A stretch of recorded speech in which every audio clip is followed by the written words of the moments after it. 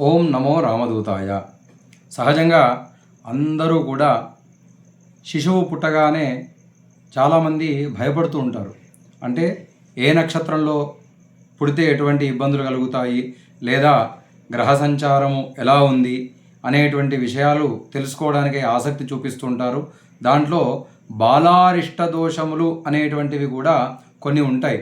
వాటిని అనుసరించి వాటికి ఏ రకంగా మనము నివారణ కలిగేటట్టుగా చేసుకోవాలి అనేటువంటి విషయాన్ని తెలుసుకుని ఆచరణ చేసుకోవడం ద్వారా మనకు ఉన్నటువంటి ఇబ్బందులు, ఆ శిశువుకి ఉన్నటువంటి ఇబ్బందులన్నీ కూడా తొలగించుకోగలిగినటువంటి వాళ్ళం అవుతాము.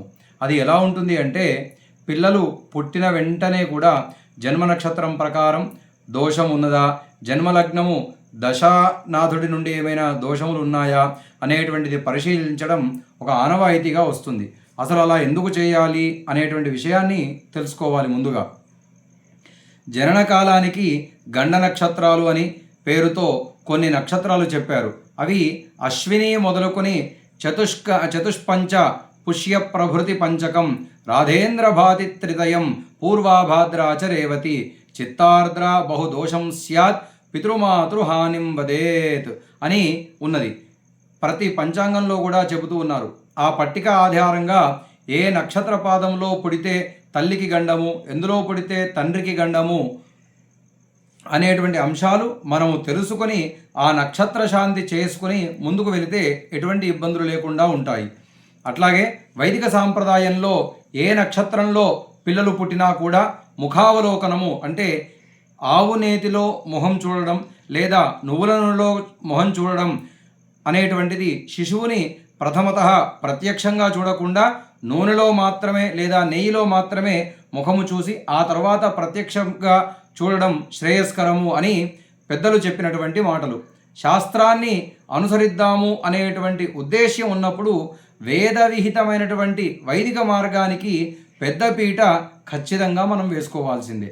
ఇది జన్మలగ్నాతు చంద్ర అష్టమంచ, అంటే చంద్రుడు 8వ స్థానంలో ఉన్నప్పుడు, ధరణీసుత సప్తమంచ, రాహుర్నవంచ, శని జన్మ గురుంతృపతీయే, అర్కస్తు పంచ భృగు షట్క, బుధ చతుర్థే, కేతః వ్యయోస్తు బాలారిష్టానాం అని ఎక్కువగా వాడకంలో ఉన్నటువంటి సూత్రం. జన్మలగ్నము నుండి అష్టమంలో చంద్రుడున్నను, కుజుడు 7వ స్థానంలో ఉన్నను, రాహుగ్రహము 9వ స్థానంలో ఉన్నా కూడా, జన్మంలో శని ఉన్న, గురువు 3వ స్థానంలో ఉన్న, రవి అనగా సూర్యుడు 5వ స్థానంలో ఉన్నా కూడా, శుక్రుడు 6వ ఇంట ఉన్నా కూడా, బుధుడు 4వ ఇంట్లో, కేతువు 12వ స్థానంలో ఉంటే బాలారిష్టాలుగా మనకు చెబుతూ ఉంటారు. పరాశరుల సిద్ధాంతం ప్రకారము మరియు ఇతర గ్రంథకర్తల వ్యాసాలు ఎలా ఉన్నాయి అంటే, వాటి ఆధారంగా చూస్తే 12వ సంవత్సరం వరకు ఈ బాలారిష్టాలు ఉంటాయి. అంతేకాకుండా తండ్రి తల్లి పూర్వజన్మల ఫలితముగానే ఈ బాలారిష్టాలు కూడా మనకు అందిస్తుంటాయి. 8వ స్థాన అధిపతి దశ అయినటువంటి అయినా కూడా, 8వ స్థానంలో ఉన్నటువంటి గ్రహము యొక్క దశ అయినా కూడా ప్రారంభంలో వచ్చిన ప్రమాదమే. అది ఆయుస్థానముగా మనకు తెలుపబడుతుంది. అలాగే లగ్నంలో షష్ఠాధిపతి, షష్ఠంలో లగ్నాధిపతి, ఇదే రీతిగా లగ్న వ్యయాధిపతుల విషయంలో కూడా చర్చనీయాంశ ప్రమాదకర అంశాలు చాలా ఉంటాయి.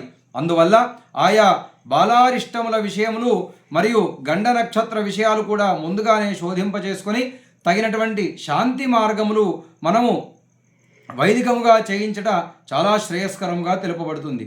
బాలారిష్టాలు ఇచ్చేటువంటి గ్రహాల దశలు, అంతర్దశలు 12వ సంవత్సరం వయస్సు లోపు కనుక వస్తే అది ఇంకా ప్రమాదంగా కనబడుతుంది. అప్పుడు చాలా జాగ్రత్తలు తీసుకోవాల్సి వస్తుంది. అలాగే బాలారిష్టాలు ఉన్నటువంటి శిశువుకి 12వ సంవత్సరం వరకు తరచుగా ఆరోగ్య సమస్యలు రావడము పెద్దల యొక్క శోధన వల్ల వెల్లడి అవుతుంది. గండ నక్షత్ర శాంతి, బాలారిష్ట శాంతి విధానాలు వైదిక మార్గంలో నిష్ణాతులైనటువంటి వారి చేత ఆచరింపజేసుకోవాలి.